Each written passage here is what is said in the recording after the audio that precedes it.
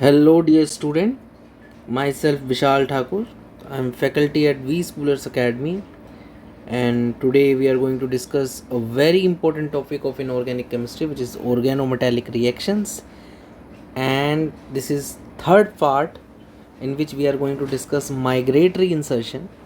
And in the previous part, which is first and second, we have discussed oxidative addition and reductive elimination. So बिना time waste किए चलिए start करते हैं. तो हमारा जो माइग्रेटरी इंसर्शन होता है पहले देख लेते हैं वो होता क्या है.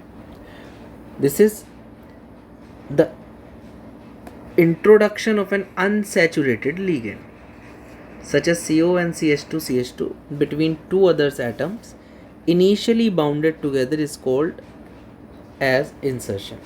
तो चलिए इसको एक एग्जाम्पल से समझने की कोशिश करते हैं कि ये जो CO है आपका अनसैचुरेटेड लिगेंड है, ये आपका इंसर्ट हो जाएगा यहाँ मेटल और C बॉन्ड के बीच में. इसी को क्या कहते हैं हम? इंसर्शन कहते हैं. जैसे कि insertion of CO into MCH3 bond to give acyl complex. क्यों? ये जो बन गया आपका ये क्या है? असाइल ग्रुप बन गया है. तो चलिए आगे बढ़ते हैं. इसको कैसे किया जा सकता है? इसके 3 तरह के मैकेनिज्म हम सोच सकते हैं. जैसे कि हमने यहाँ पे लिया CO, इसमें जो कार्बन है वो कार्बन 13 है, आइसोटोप है कार्बन का. कि ये जो ऑर्गेनोमेटेलिक कंपाउंड है इसमें ये जो CO है ये डायरेक्टली इंसर्ट हो जाए, डायरेक्ट इंसर्शन. जैसे कि ये वाला जो है डायरेक्टली इन दोनों के बीच में आ जाए. या तो एक ये तरीका है, बहुत बढ़िया. दूसरा तरीका क्या है भाई? दूसरे तरीके में क्या होगा कि जो ये ऑर्गेनोमेटेलिक कंपाउंड है इसी में जो दूसरा लिगेंड है वो क्या करे, एक CO जो हो वो इस मेटल कार्बन बॉन्ड के बीच में आ जाए और यहाँ पे एक वैकेंट साइट क्या हो जाए, प्रोड्यूस हो जाए. और उसमें ये जो कार्बन 13 CO है वहाँ पे जाके क्या कर जाए, उस साइट को ऑक्यूपाई कर ले. एक तरीका, एक मैकेनिज़्म ऐसे सोचा जा सकता है. एक और तरह का मैकेनिज़्म है जिसमें क्या होगा कि CO ना आए CH3 के पास, CH3 हमारा CO के पास चला जाए. बहुत बढ़िया. पिछले वाले में क्या था आपका? कार्बोनिल माइग्रेट किया था टुवर्ड्स CH3. यहाँ पे आपका CH3 यानी मिथाइल माइग्रेट करेगा टुवर्ड्स CO और मिथाइल की जगह पे आपकी एक साइट, वैकेंट साइट प्रोड्यूस हो जाए जिसमें आपका जो बाहर से, चाहे अगर आप 13 CO दे रहे हो तो 13 CO आके अटैच हो जाए, या फिर अगर आप सिंपल CO दे रहे हो तो सिंपल CO आके अटैच हो जाए. This reverse of the reaction is called decarbonylation और डी-इंसर्शन और एलिमिनेशन. अगर इसका रिवर्स देखें तो उसको क्या कहेंगे जी? डीकार्बोनाइलेशन या डी इंसर्शन या फिर एलिमिनेशन रिएक्शन भी कहेंगे. अब इसमें से हमें देखना है कि इन तीनों मैकेनिज्म में से कौन सा मैकेनिज्म हमारा जो है जनरली ऑर्गेनोमेटेलिक कंपाउंड शो करेंगे.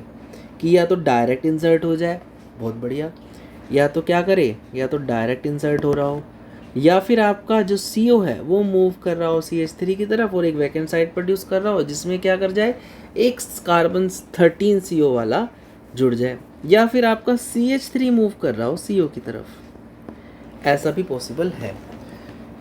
तो हमने जो देखा प्रोडक्ट में, हमने एक रिएक्शन कराई और हमने प्रोडक्ट में देखा, तो हमने देखा कि हमें जो प्रोडक्ट मिलते हैं उसके हिसाब से क्या क्या मैकेनिज्म पॉसिबल हो सकते हैं. पहले हम सोच लेते हैं कि क्या क्या पॉसिबिलिटी हो सकती है, फिर देख लेंगे कि प्रोडक्ट क्या मिल रहा है उसके हिसाब से.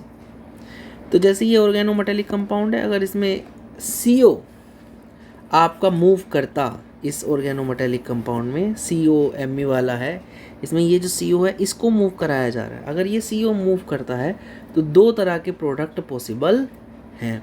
बहुत बढ़िया जी. या तो ये इस कार्बन 13 CO को रिप्लेस कर दे, ठीक है जी, या फिर इसको कहते हैं डीकार्बोनाइलेशन. या तो इस 13 CO को रिप्लेस कर दे, या फिर क्या हो कि इन तीनों में से, क्योंकि ये तीनों ही सेम है, इन तीनों को रिप्लेस कर दे. अच्छा, इस वाले को क्यों नहीं करेगा? क्योंकि ये जो ऊपर वाला ग्रुप है ये नीचे वाले ग्रुप के क्या है, ट्रांस है, तो वो वाले CO को ये रिप्लेस नहीं करेगा. तो पॉसिबिलिटी क्या हुई कि इस वाले 3 CO की प्रोबेबिलिटी जो है रिप्लेस होने की वो 75% है, और इस वाले CO की क्या है 25%। तो जो नो लेबल वाला CO है, क्योंकि हमने किसको रिप्लेस किया है इस पहले वाले केस में 13 CO को, ये नो लेबल वाला है, ये 25% आएगा, और लेबल वाला जिसमें 13 CO है वो कितना आएगा 75%। तो लेबलिंग से हमें ये पता चल गया कि मैकेनिज्म क्या होगा, क्योंकि प्रोडक्ट में इसका मास और इसका मास क्या आएगा, अलग अलग आएगा। बहुत बढ़िया जी। तो हम देखते हैं कि हमें इस तरह से प्रोडक्ट नहीं मिलते। अगर हमारा ME मूव करता है, यानी मैं अब CO को मूव ना करा के क्या मूव करा रहा हूँ, ये ME मूव करा रहा हूँ, तो इसमें 3 केसेस बनते हैं। या तो ये ME इधर ही लग जाए, बहुत बढ़िया, या ये क्या करे इस 13 CO वाले को रिप्लेस कर दे तो नो लेवल वाला बन जाएगा, बहुत बढ़िया जी, या ये क्या करे बाकियों को रिप्लेस करना चालू करे, है ना जी।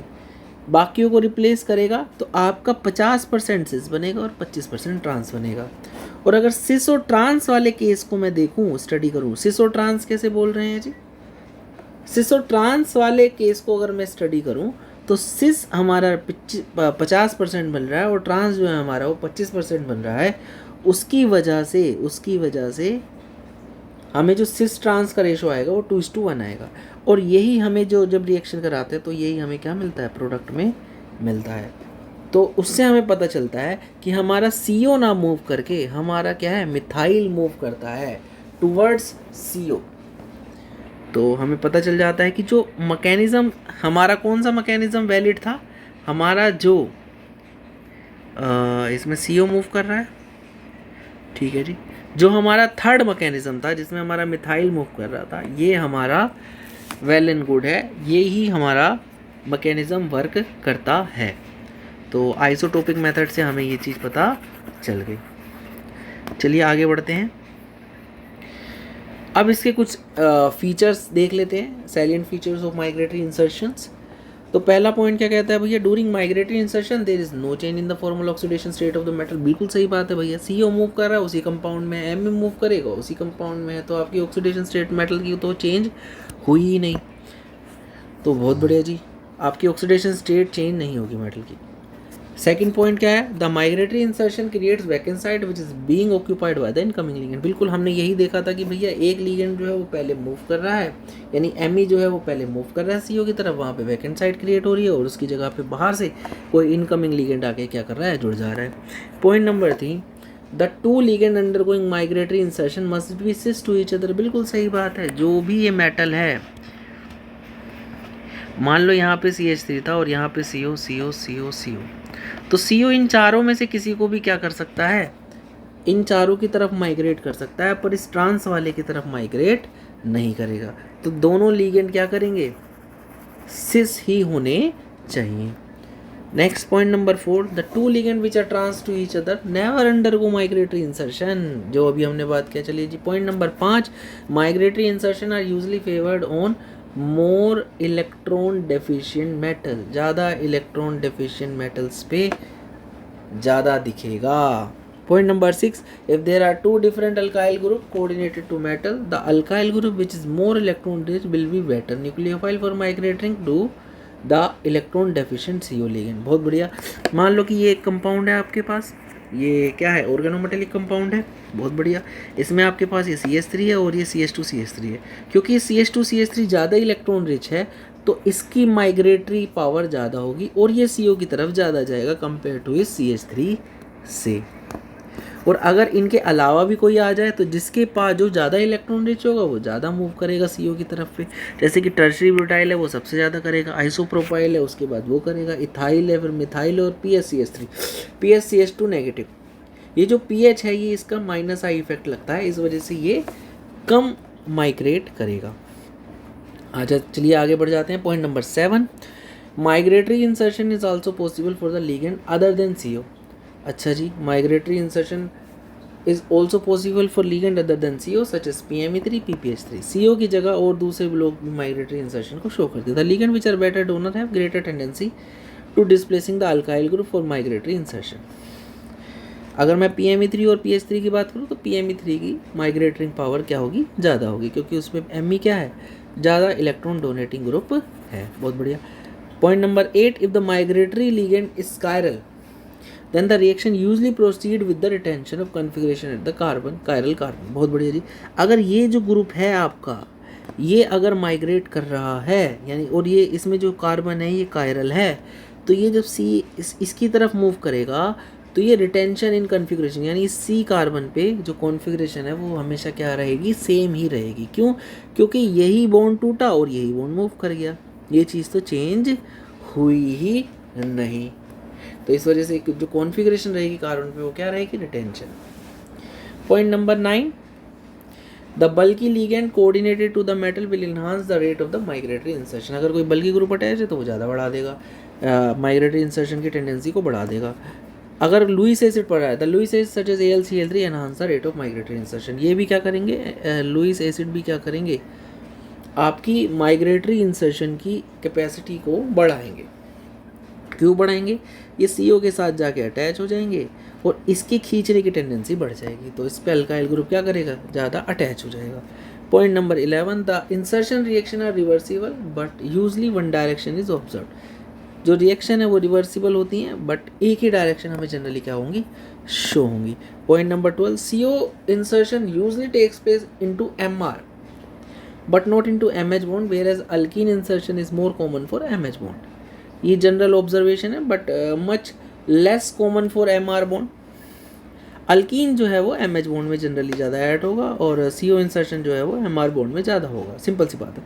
The repeated alkene insertion into an MR bond proceed produces alkene polymer. अगर आप बार बार अल्कीन को डालते जाओगे और वो MR बॉन्ड में ऐड होता जा रहा है तो आपको पॉलीमर मिल जाएगा, और इसी रिएक्शन को क्या कहेंगे, पॉलीमराइजेशन रिएक्शन कहते हैं। तो आज के लिए सिर्फ इतना ही। हमारा माइग्रेटरी इंसर्शन वाला टॉपिक जो है वो ख़त्म हुआ, एंड टॉपिक। ठीक है जी। तो अगर आपको इसी तरह की वीडियो चाहिए तो आप हमें और चैनल्स पे भी फॉलो कर सकते हैं, जैसे कि threads, YouTube, Facebook and website. तो आज के लिए sayonara, thank you so much.